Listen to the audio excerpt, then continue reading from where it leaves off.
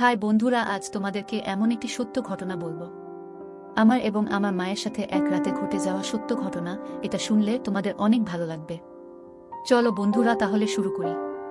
আমার নাম সবুজ। আমার বর্তমান বয়স 20 বছর। উচ্চতা 5 ফিট 8 ইঞ্চি। আমি 10ম শ্রেণীতে পড়ি। আমার ফিটনেস এবং চেহারা খুবই সুন্দর। অনেক মেয়েই আমাকে পছন্দ করে, কিন্তু এখনো আমি কোনো মেয়ের ভালোবাসা অ্যাকসেপ্ট করিনি। প্রথমে আমি যাকে ভালোবেসেছিলাম সেটা হলো, আমি আমার মামিকে ভালোবেসে ফেলেছিলাম। আমার মা ও খুব সুন্দরী ছিল। আমি যখন মায়ের সাথে রাস্তা দিয়ে মায়ের হাত ধরে হাঁটতাম, তখন দেখতাম ছেলে বুড়ো সবাই আমার মায়ের দিকে হাঁ করে তাকিয়ে থাকত। মনে হতো যে আকাশ থেকে পরি নেমে রাস্তা দিয়ে হাঁটছে।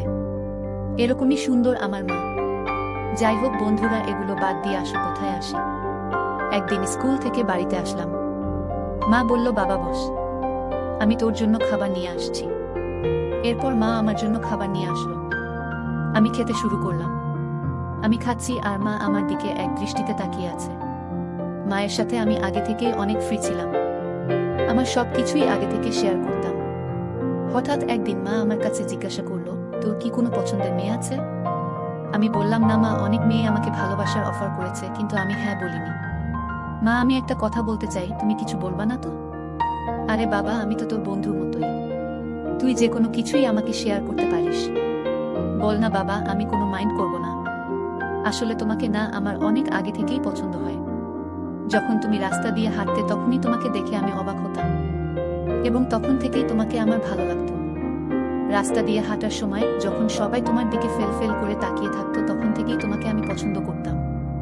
কিন্তু লজ্জায় আমি কখনোই তোমাকে বলতে পারিনি। এখন তুমি আমার কাছে জানতে চাইছো, তাই বললাম। আরে বাবা, আমার এই কথাটা তুই আগে বলবি না? আমি অনেকদিন ধরে বলবো বলবো বলে চেয়ে আছি। আম্মু, আমি তোমাকে অনেক ভালোবাসি। বাবা, মরে যাওয়ার অনেক আগে থেকেই তোমাকে আমি অনেক ভালোবাসি। বাবা, আমিও তোকে অনেক আগে থেকেই পছন্দ করি। বন্ধুরা, আমার মা যেন আকাশ থেকে নেমে আসা একটি পরী, সেরকমই লাগে। তো যাই হোক বন্ধুরা, মা হঠাৎ একদিন বলল, চলো আমরা কোথা থেকে ঘুরে আসি। আমি বললাম, ঠিক আছে মা, তাহলে চলো ঘুরে আসি। মা বলল, দেখ, তোর ছোট বোনের জন্য কিছুই বলতে পারি না, যদি শুনে ফেলে। প্রায় 1 মাস হতে চলল, নীরা ঠিক মতো কথা বলে না। আসলে এত বড় একটা অ্যাক্সিডেন্ট ও মেনে নিতে পারেনি। এটা বলেই সায়েম মাথা নিচু করে নেয়। সবাই উৎসুক জনতার মতো সায়েমের দিকে তাকিয়ে আছে। এদিকে নীরার মা নীরাকে ধরে কেঁদেই চলেছে। নীরার কোনো সায় শব্দ নেই। সে চির নীরব। ঘটনা না বুঝেই সায়েমকে প্রশ্ন করে বসে, কিসের অ্যাক্সিডেন্ট? আর এমন কোনো অ্যাক্সিডেন্টের কথা তো তোমরা বলনি আমাদের। সায়েম একটা বড় নিঃশ্বাস নিয়ে আবার বলতে শুরু করে, আমাদের এখান থেকে চলে যাওয়ার কারণ হয়তো তুমি জানো, কিন্তু সেই সব পুরনো ইতিহাস তুলে তোমাকে অপ্রস্তুত করতে চাই না। কিছুক্ষণ চুপ থেকে ওইখানে গিয়ে প্রস্তুত হচ্ছিলাম নীরার জন্য। সবকিছু তো ঠিকঠাকই ছিল, বেশ চলছিল আমাদের টুনাটুনির সংসার।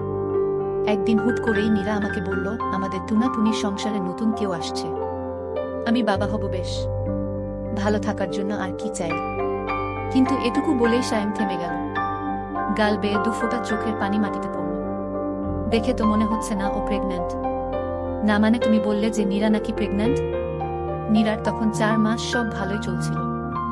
আমরা একবারে ফিরে এসে তোমাদেরকে সারপ্রাইজ দিব বলে কিছুই জানাইনি। কিন্তু সেদিন আমি ছোট্ট একটি কার অ্যাক্সিডেন্ট করি। নীরা সেই খবর পেয়ে ছুটতে গিয়ে সিঁড়ি থেকে পড়ে যায়, এবং তখনই দুর্ঘটনা ঘটে যায়। পরবর্তী পর্ব দেখতে এবং এরকম আরো মজার মজার গল্প পেতে আমাদের চ্যানেলটি সাবস্ক্রাইব করে আমাদের সঙ্গেই থাকুন। ধন্যবাদ।